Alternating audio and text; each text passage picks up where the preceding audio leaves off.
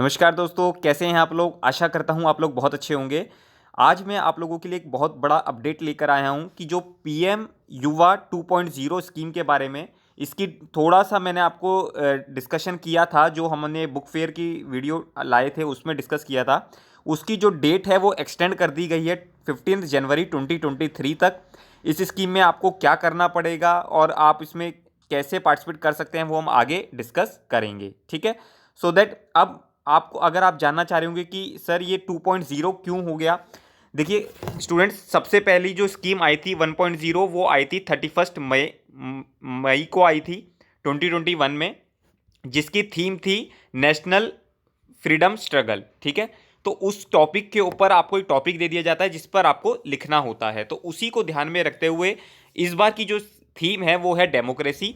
उसके ऊपर आपको सारी चीज़ें लिखनी है पूरी गाइडलाइंस के अनुसार, और आप इस पीएम युवा 2.0 में पार्टिसिपेट कर सकते हैं। इसमें एज लिमिट का क्राइटेरिया है, और अगर मैं आपसे बात करूं तो मॉनेटरी बेनिफिट्स भी इसमें हमारे को प्रोवाइड करे गए हैं कि 3 लाख रुपीज़ की आपको टोटल, मतलब अगर कहें तो 50,000 रुपीज़ पर मंथ 6 महीने तक आपको 3 लाख रुपीज़ की स्कॉलरशिप मिलेगी। प्लस आपको 10% रॉयल्टी मिलेगी अगर आपका जो आपने जो लिख कर दिया है कंटेंट वो बुक की फॉर्म में पब्लिश हो जाता है, ठीक है। तो ये एक बहुत अच्छी चीज़ है। मतलब देखिए कहीं ना कहीं हमारे को रीडिंग की हैबिट्स को और कहीं ना कहीं बुक्स लिखने की आदत को बढ़ावा देने के लिए सरकार ने एक बहुत अच्छा कदम रखा है। और मुझे लगा कि जब मेरे पास इस तरीके की इन्फॉर्मेशन है तो क्यों ना मैं ये सारी चीज़ें आप लोगों तक पहुंचाऊं। अब इसके लिए क्या क्या करना पड़ेगा, आप ये मत सोचिएगा कि आज 25 दिसंबर है, आज 26 दिसंबर है, कम टाइम है हमारे पास। आज भी अभी भी हमारे पास 15-20 दिन है। अगर आप लग कर करना चाहते हैं तो इसको आप कर सकते हैं, ठीक है। सो दैट अब मैं आपको बता देता हूं इसमें कि किस तरीके से आपको थीम को यूटिलाइज करना है। तो देखिए, युवा का क्या मतलब है, young upcoming and versatile authors, ठीक है। ये युवा की फुल फॉर्म हो गई। और अब आप ये देख सकते हैं कि बैकग्राउंड के बारे में अगर हम बात करें, the first mentorship scheme was launch, जो मैंने आपको बताया नेशनल, और जो उसकी थीम थी वो क्या थी, नेशनल मूवमेंट ऑफ इंडिया, ठीक है ना। उसमें जैसे कि फ्रीडम स्ट्रगल क्या हुआ, वेरियस प्लेसेस कौन कौन सी इन्वॉल्व थी, वो सारी चीज़ें, मतलब कहीं ना कहीं आप उस थीम से रिलेटेड सारी बातें कर पा रहे हैं। अब ये इंग्लिश में है, हिंदी में है, कैसे लिखना है उसमें भी मैं आपको आगे बताऊंगा। आपके लिए इसमें एक बहुत अच्छी इन्फॉर्मेशन है, प्लीज़ आप इसको ध्यान से सुनिएगा और समझिएगा, ठीक है। तो सबसे पहले अगर हम थीम की बात करें तो क्या सब थीम्स भी हैं, यस, सब थीम्स भी दे रखी हैं।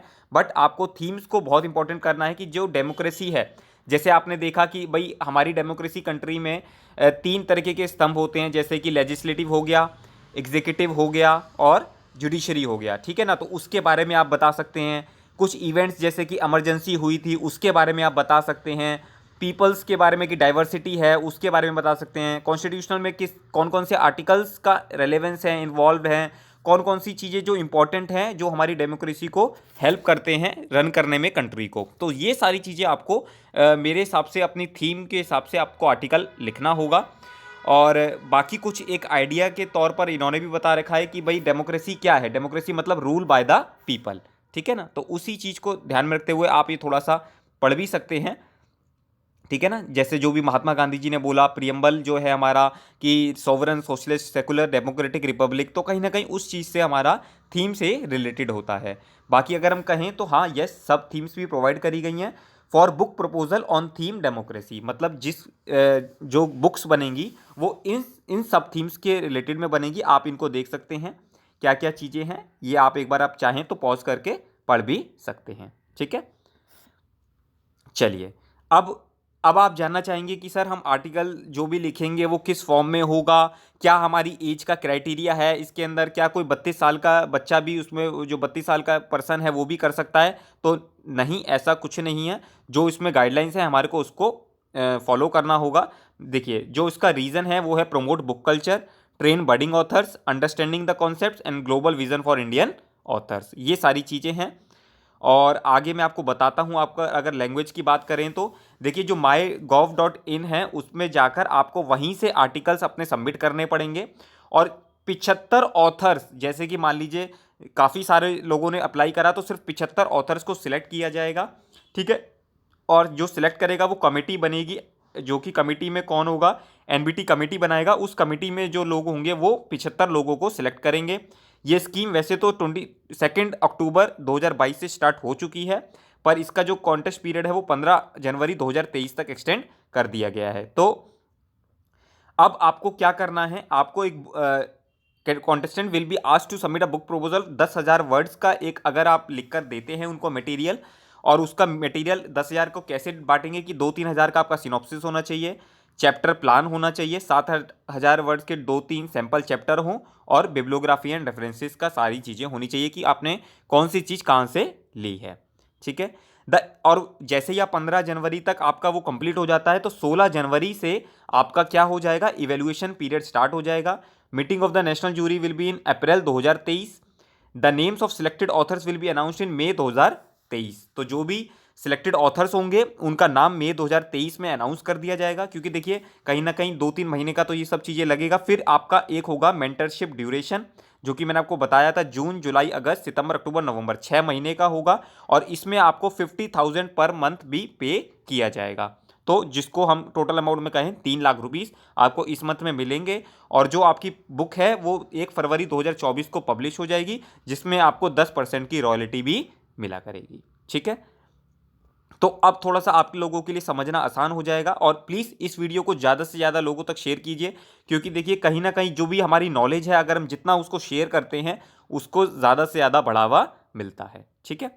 तो अब आप देख सकते हैं maximum age of the contestant should be the 30 years और बिलो, मतलब जिसकी उम्र 30 साल या उससे कम है वो ही सिर्फ इसमें पार्टिसिपेट कर सकता है, और सिर्फ उसी पोर्टल माई गॉव से पोर्टल से ही आप एंट्री कर सकते हैं 15 जनवरी की रात 11:59 PM तक ही ओनली। ठीक है। और जो जेनरल होगा वो सिर्फ नॉन फिक्शन होगा। Change of book topic will not be allowed after submission. ठीक है ना, आपने मान लीजिए उसमें बहुत सारे टॉपिक्स दिए हुए थे तो आप चेंज नहीं कर सकते टॉपिक। बाकी जो ये इन्फॉर्मेशन थी ये सब मैंने आपको बता ही दिया है कि 6 मंथ की टेनरशिप होगा, और उसमें जो आपको पेमेंट वगैरह का क्राइटेरिया है वो सब मैंने आपको बता दिया। ठीक है। बहुत अच्छी चीज़ है। देखिए हैबिट ऑफ रीडिंग को इंडिया एज अ विश्व गुरु, श्रेष्ठ भारत की जब हम बात करते हैं कि एक भारत श्रेष्ठ भारत, तो उस थीम को इन्होंने भी यहाँ पर क्या किया है, प्रमोट किया है। ठीक है ना। सो दैट अब कुछ FAQs हैं, आपको अगर कुछ इस रिलेटेड डाउट है तो आप पूछ सकते हैं। वैसे मैंने आप लोगों को ये सब कुछ समझा दिया है। हाँ, ये एक बहुत अच्छा पॉइंट है जो कि आपको पता होना चाहिए। Can I write in Indian language? Yes, you can write in English and also in any of the languages as listed in the 8th constitution. आपको पता है, और 8th कॉन्स्टिट्यूशन में 22 लैंग्वेजेस लिखी गई हैं, तो उसी को ध्यान में रखते हुए इवन हिंदी में, और आप अपनी जो भी रीजनल लैंग्वेज है उसमें भी आप लिख सकते हैं, किसी को भी कोई आपत्ति या दिक्कत नहीं होगी। ठीक है। तो प्लीज़ इसको ज़्यादा से ज़्यादा शेयर कीजिए, लोगों तक पहुँचाइए, और मैं चाहता हूँ मैक्सिमम लोग इसमें पार्टिसिपेट कर सकें और हमारी कंट्री में आगे कुछ ना कुछ प्रमोशन या कुछ डेवलपमेंट प्रोवाइड कर सकें। ठीक है। So thank you so much. बाकी कुछ इन्फॉर्मेशन जैसे अगर आपको कोई क्वेरी रिलेटेड है तो वो भी आपको प्रोवाइड किया हुआ है, वेबसाइट दी हुई है, और आपको क्वेरीज़ के लिए एक मेल ID दी हुई है। अगर आप पूछना चाहते हैं तो वहाँ पे भी पूछ सकते हैं, और कुछ कॉन्टैक्ट नंबर है वो भी अगर आप लिखना चाहें तो लिख सकते हैं। ठीक है। ये सारे इंपॉर्टेंट कॉन्टैक्ट नंबर हैं जो इससे रिलेटेड आपकी क्वेरीज़ को रिजॉल्व करेंगे। ठीक है। बाकी कुछ QR कोड्स दे रखे हैं, वो आपके लिए कुछ इतना ज़्यादा इंपॉर्टेंट नहीं होगा, बट ठीक है। Thank you so much. अगर आप कोई वीडियो अच्छा लगा तो प्लीज़ शेयर कीजिएगा। हम इसी तरीके की न्यू अपडेट्स के साथ आप लोगों के पास आते रहेंगे। Thank you so much.